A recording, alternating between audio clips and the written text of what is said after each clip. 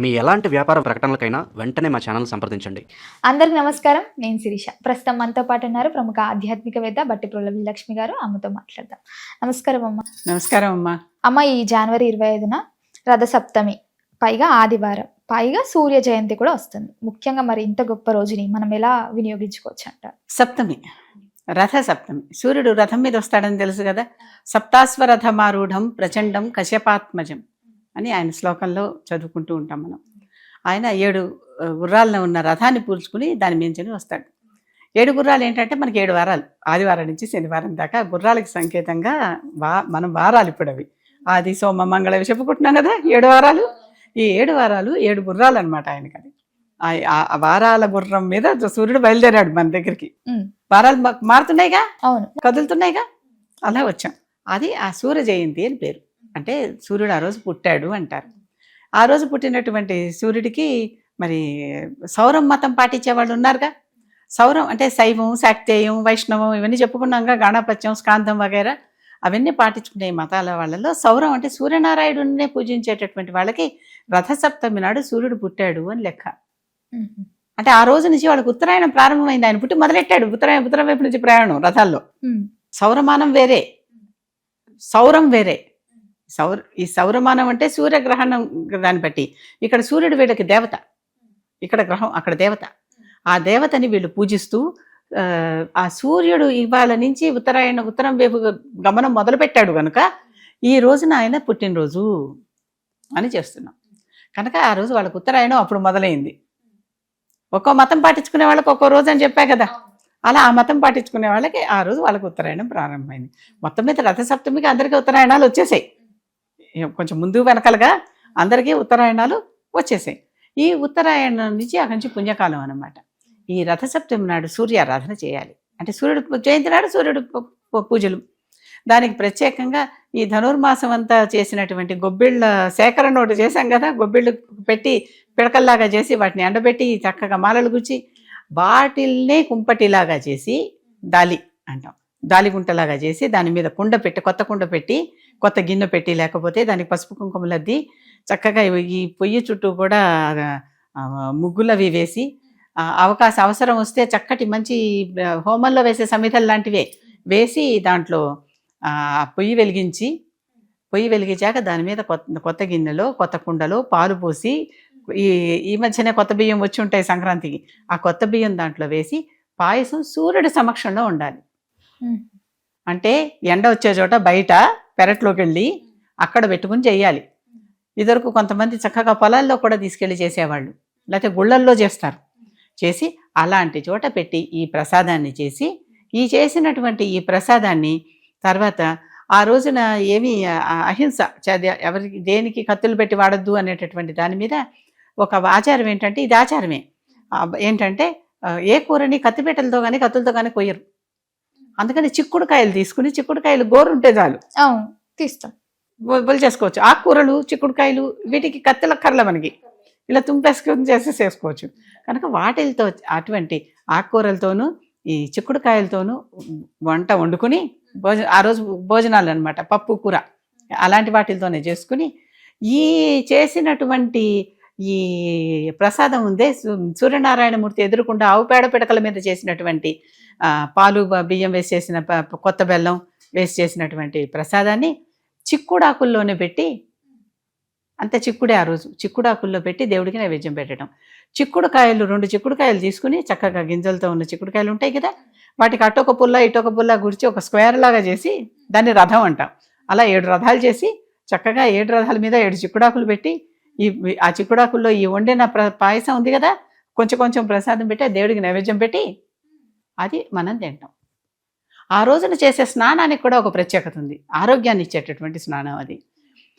సూర్యుడిని అర్కుడు అంటాం. జిల్లేడు చెట్టుని అర్క వృక్షం అంటాం. అర్కం ఆ మొక్క పేరు అర్క. కనుక ఆ అర్క చెట్టు నుంచి వచ్చినటువంటి జిల్లేడాకుల్ని సేకరించి, ఆ జిల్లేడాకులు ఇక్కడ ఒకటి అంటే సరిగా ఇక్కడ హృదయం మీద, వీపు మీద, భుజాల మీద, ఇలా శరీరం మీద అన్నమాట ఇలా పెట్టుకుని ఆ జిల్లేడాకులు మీద నుంచి స్నానం చేస్తే ఆ సూర్యరశ్మి జిల్లేడాకుల ద్వారా, అంతా సూర్యరశ్మే కదా, వచ్చి ఇలా జారి మన శరీరానికి ఆరోగ్యాన్ని ఇస్తుంది. జిల్లేడాకులు దొరకకపోతే రేగాకులతో చేసేవాళ్ళు ఉన్నారు, అవి లేకపోతే చిక్కుడాకులతో చేసేవాళ్ళు కూడా ఉన్నారు. అంటే అవకాశాన్ని బట్టి ఇవి మనకి ఆ రోజున వాడదగినటువంటి పత్రాలు, వాడదగినటువంటి పత్రాలు. వాటిలతో స్నానం చేసి పొద్దున్న లేచాక రథసప్తమి స్నానం, సూర్య నమస్కారం, రథసప్తమి స్నానం, సూర్యుడి సమక్షంలో ఆవు పేడ పిడకల మీద ఆవు పాలతో కొత్త బియ్యంతో వండిన పరవాన్నం, అన్నం పరవాన్నం, దాన్ని మళ్ళీ సూర్యుడి రథాలలాగా చిక్కుడుకాయలు, 2 చిక్కుడుకాయలు అటో పుల్ల ఇటో పుల్ల గుచ్చితే ఏమైపోయింది? రథంలాగా అయిపోయింది. చిక్కుడుకాయలు 2 పుల్లలతో 4గా చతురస్రంలాగా చేసి దాని మీద చిక్కుడాకు పెట్టి, అంటే ఆ చిక్కుడాకి ఆ చతురస్రానికి సరిపోతుంది. అవును. దాంట్లో కొంచెం చెంచాడు పరమాన్నం తీసి దాంట్లో పెట్టి ఇదంతా దేవుడికి, సూర్యుడికి, దేవుడు అంటే ఆ సూర్యుడే, నైవేద్యం పెట్టి ఆరోగ్యాన్ని ఇవ్వమని కోరుకుంటూ చక్కగా ఆరోగ్యాన్ని ఇచ్చాక ఆ రకమైన ప్రసాదంతో మొట్టమొదట ఆ రోజు ఏమన్నా తింటాం మొదలు పెట్టడం అనమాట. అది పద్ధతి. రథసప్తమి నాడు మనం చేసేది ఇది. ముఖ్యంగా చిక్కుడుతో ఉత్తరాయణం మొదలైంది. సూర్యుడు ఇక నుంచి ఇంకా ప్రజ్వలనంగా ఉంటాడు. ఇప్పటిదాకా పాపం కొంచెం చలిచలిగా ఉన్నాడు, ముంచాడు మన్ని. ఇక నుంచి వేడేస్తున్నాయి కదా, రాబోయేది వేడికాలమే కదా, కనుక ఇక మంచి ఎక్కువ ప్రజ్వలంగా ఉండేటటువంటి దిశలోకి వెళుతున్నాడు. కనుక ఆ పూజ చేసుకుంటూ సూర్యనారాయణని మనకు ఆరోగ్యాన్ని ఇవ్వమని కోరుకోవడం రథసప్తమి ప్రత్యేకత. అది ఆయన పండుగను సెలబ్రేట్ చేసుకోవటం, పుట్టిన రోజును సెలబ్రేట్ చేయటం.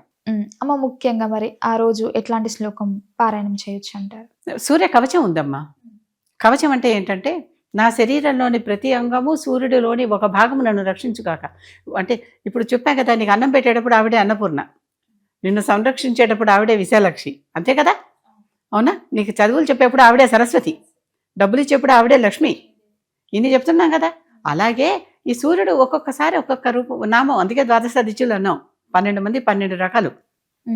ఈ 12 రకాల ఆదిత్యులని మనం ప్రార్థించుకుంటూ ద్వాదశాదిత్య స్తోత్రం ఉంది, అది చదువుకోవచ్చు.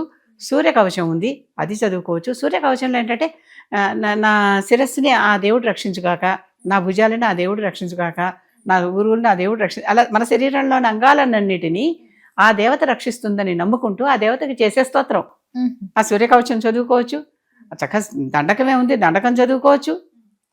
ఎన్నో. ఆదిత్య హృదయం ఉంది, ఆదిత్య హృదయం చదువుకుంటే సర్వత్రా విజయం. ఆదిత్య హృదయం